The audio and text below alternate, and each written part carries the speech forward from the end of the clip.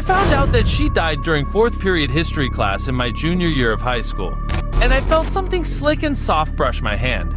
I immediately recoiled, dropping my pencil on the floor. My skin crawled from the touch, my nerves standing on their ends. A cold, wet slop of what could only be described as flesh draped on my shoulder. I couldn't see it, but I could feel it. And God, I could smell it. It was a slab of dark red meat, thinner towards the tip. What seemed like bone stuck out from one end, and blood was dripping out of tiny holes on the surface of the flesh.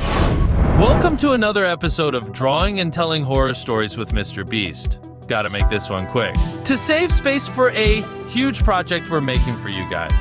Something huge. But for now, let's start with this one. Here we go, guys. I used to sit in a dead girl's chair in fourth period history. Oh my God! Her name was Cassie. She was a grade above me, so I didn't really know her. I remember everyone at school being freaked out at her death. It's not common for people to die so suddenly around here, especially kids. Even now, as an adult, deaths like that aren't very frequent. Some depressed asshole decided he wanted to take some people with him, so he'd cut through the grass and sped down the opposite side of the highway. He plowed his pickup into Cassie's family van at 100 miles an hour head-on, killed all four of them instantly. Wasn't even anything left to bury. Horrific shit. When I got older, my dad told me that he'd been driving home from work and passed by the crash. He said he'd never seen so much blood before. My dad owns a butcher shop, so that surprised me to say the least. Cassie's death still bothers me to this day. The way she went out just doesn't sit right with me.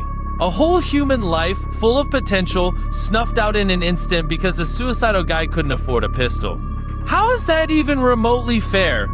There's murderers, rapists, abusers that walk free, living their garbage lives and not facing any consequences, while Cassie and her whole family had to die. I don't think I'll ever forget Cassie.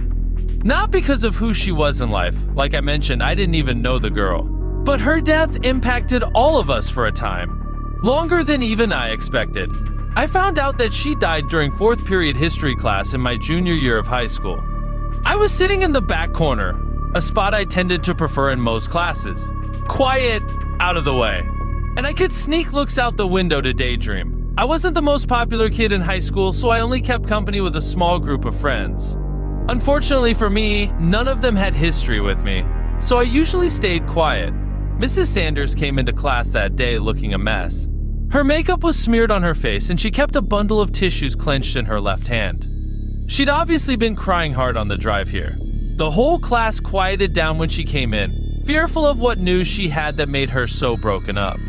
She set her purse down on her desk, then made her way to the front of the class. "Class, I have an unfortunate announcement for you all," she said to us through sniffles. "Your upperclassmate, Cassie Angstrom, has passed away." The class had mixed reactions. A few started sobbing, either because they knew her or because they were just sad about a death so close to home. Most, including me, looked around at each other, not recognizing the girl's name. After Mrs. Sanders calmed down, class carried on as usual with lessons on the Civil War. I couldn't focus.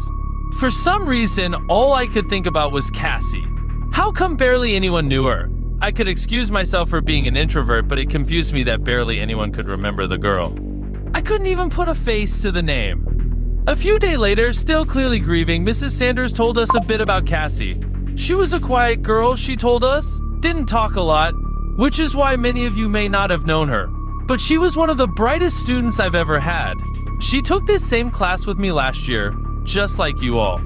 She sat right back there. She pointed right at my seat. It really shouldn't have bothered me. It was just a coincidence. She could have sat in any chair in that room, and it just so happened to be mine. But seeing everyone's head turn towards me made my spine crawl. I had an exam in third period the next day, so I was late to history.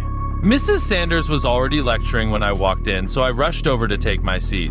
When I sat, I felt a wet squish on the seat under me, like I had sat on a cake. I sighed, thinking it was a prank from some jock, but when I got up, there was nothing there. No mark on my pants or anything. I got up and touched the chair with my hand, and it felt normal. People were starting to look at me, so I quickly sat back down. The same thing happened again the next day. A wet squish when I sat for the first time. I even stayed after class to check under the seat for something, but it looked normal. It continued to happen, but I just started ignoring it. I assumed it was something to do with how old the seat was or my pants material or something, but I didn't give it much thought. On the drives to school, I would pass by the place where the accident happened. There wasn't much money going around in my town back then, so they hadn't done the best job cleaning up the spot. There were still large red patches on the asphalt, turned dark by the sun. I tried not to look whenever I passed. Sometime a few weeks later, I felt the wetness in a different spot this time. I was taking notes for our test that Friday, and I felt something slick and soft brush my hand. I immediately recoiled, dropping my pencil on the floor. My skin crawled from the touch, my nerves standing on their ends. The wetness wasn't even the worst part. I had gotten used to that from sitting in the chair. It was cold. Like freezing cold, and again, just like the chair, there was nothing there. I had begun thinking that I was sick or something. Like something was happening to my skin or organs that was causing these sensations. I got a checkup that weekend and the test came back clear. I was healthy.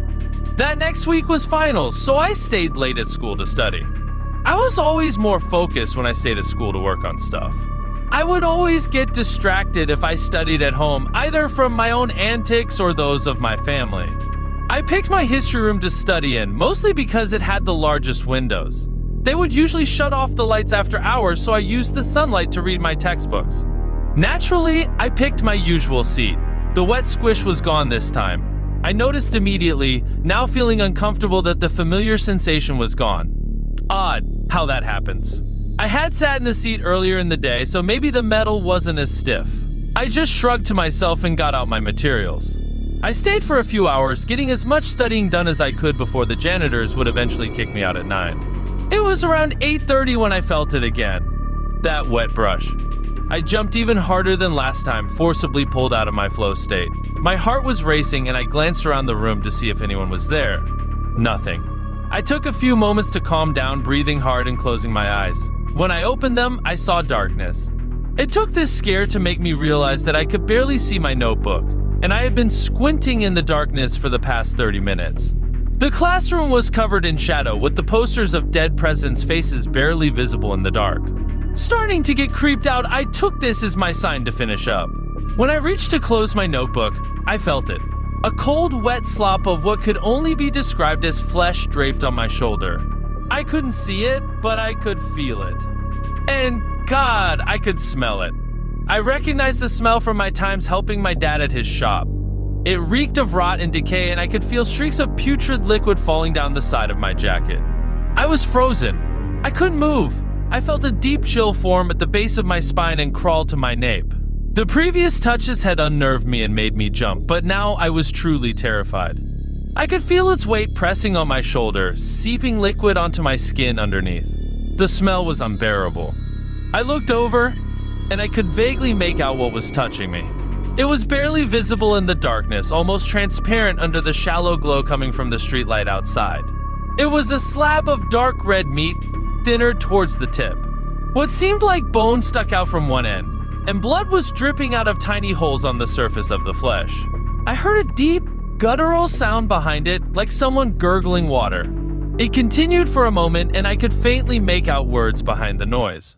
That's my spot.